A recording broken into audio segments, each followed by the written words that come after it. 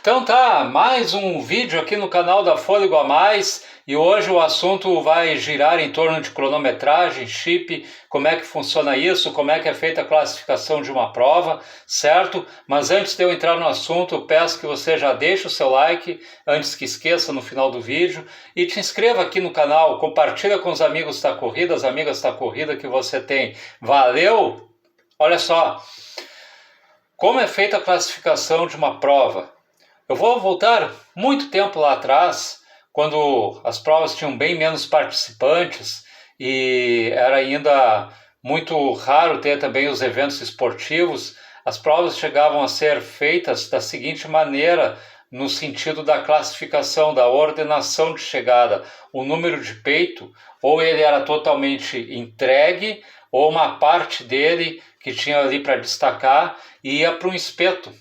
Entendeu? Então, ali no final, que todos tinham concluído a participação na prova, e isso daí acontecia muito numa época que a maioria das provas, pelo menos tendo por base aqui em Porto Alegre, elas eram na distância de 10 quilômetros, né? Esperava o último chegar, aí invertia a ordem dos espetos, do espeto ali, às vezes conforme tinha mais de um espeto até, invertia a ordem e vinha tirando o número ali do primeiro até o último. Era assim. Depois teve a evolução do chip, mas o chip ele era de devolução obrigatória. Então, a maioria dos casos eram chips que iam no cadarço dos tênis, tá?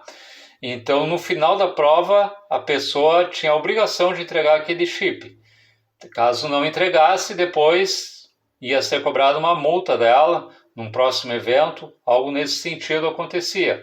Tá? Em alguns casos, né, o chip existe de provas de revezamento no pulso, ok? Dessa maneira. Como é que funciona um chip? No pórtico de largada, que também é o pórtico de chegada na maioria das provas, vocês sabem que tem ali aquele tapete eletrônico ali, que ele tem um sensor. Tem alguns que são bem baixos ali, ficam praticamente sem que haja nenhum obstáculo para quem vai passar correndo. Tem alguns que eles têm um certo volume ali, tem alguma altura que precisa ter atenção no momento da largada para não tropeçar ali, porque são muitas pessoas passando por ele, né? Mas o que acontece? Quando você passa com o chip naquele tapete ali, começa a contar o seu tempo de fato. Então, assim, a maioria das provas hoje, o chip, ele é um chip descartável e ele costuma vir no verso do número de peito, tá? Essa partezinha aqui, ó. Isso daqui que é o chip hoje. Ele vem colado aqui, descartável. Termina a prova, só fazer o descarte correto dele ali, não tem mais função. Então, no momento que você cruza a largada no pórtico, onde está o tapete, é que começa a contar o seu tempo. Tá? Então, caso ali, uma prova que tenha um número de participantes na sua frente na hora da largada, está lá o relógio de cronometragem, você passa a largada ali no pórtico com 1 minuto de cronometragem. Não significa que você já está com 1 minuto de prova contando para você, não, aquilo ali é o tempo bruto. O tempo do relógio de cronometragem no pórtico é o tempo bruto da prova, tá? Começa a contar o seu tempo quando você realmente passa por ele. Bom, existem provas aí, seja pela distância maior delas, ou seja pela própria organização ter mais recurso financeiro para bancar, existem provas que têm durante o trajeto outros tapetes para verificar de que o atleta realmente passou por ali, tá? Que não está dando migué quando chegar lá no final da prova. Então, tapete no pórtico, largada e chegada, a maioria das provas é o mesmo local, e existe também tapete durante o percurso, muitas provas pelo menos um, onde acontece o retorno, provas de 5, 10 quilômetros, por exemplo, tem um tapete ainda onde ocorre o retorno, tá? Para verificar que foi até lá de fato, e novamente o pórtico lá tem o mesmo tapete da largada, não muda, que vai acusar o final da prova.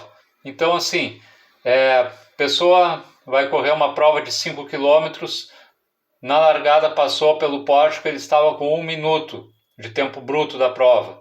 e no que ela cruza a chegada no pórtico ali, está marcando 21 minutos, o tempo bruto da prova.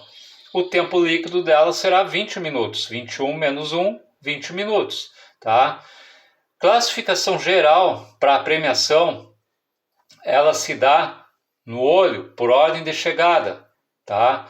Não é pelo tempo líquido. Então, uma prova que tem ali no regulamento afirmando os 5 primeiros que chegarem, tanto no masculino quanto no feminino, serão os 5 primeiros da prova. Então vamos lá, prova masculina. Passou ali o Maurício, o William, o Pedro, o Rafael, o José, pô, fechou o pórtico, fechou o pódio geral, é isso. O sexto que cruzar, por mais que daqui a pouco no chip o tempo dele líquido seja menor do que algum daqueles 5 primeiros no geral, dançou, ele vai entrar na classificação por faixa etária, entendeu? Faixa etária daí sim vai contar o tempo líquido, não o tempo bruto. E assim se faz a classificação visando a premiação. Beleza? Espero que tenha esclarecido para você alguma dúvida que pudesse ter em relação a esse aspecto das provas, das competições. Se você chegou aqui, peço mais uma vez que deixe o seu like, se inscreva no canal. Todos os dias eu estou postando conteúdo novo relacionado às corridas. E caso você não esteja treinando com nenhuma assessoria, aqui na descrição do vídeo está o WhatsApp da Fôlego a Mais. Entre em contato conosco, treinamento online, onde quer que você esteja, você recebe o treino, faz e a gente sempre dá o feedback. Valeu!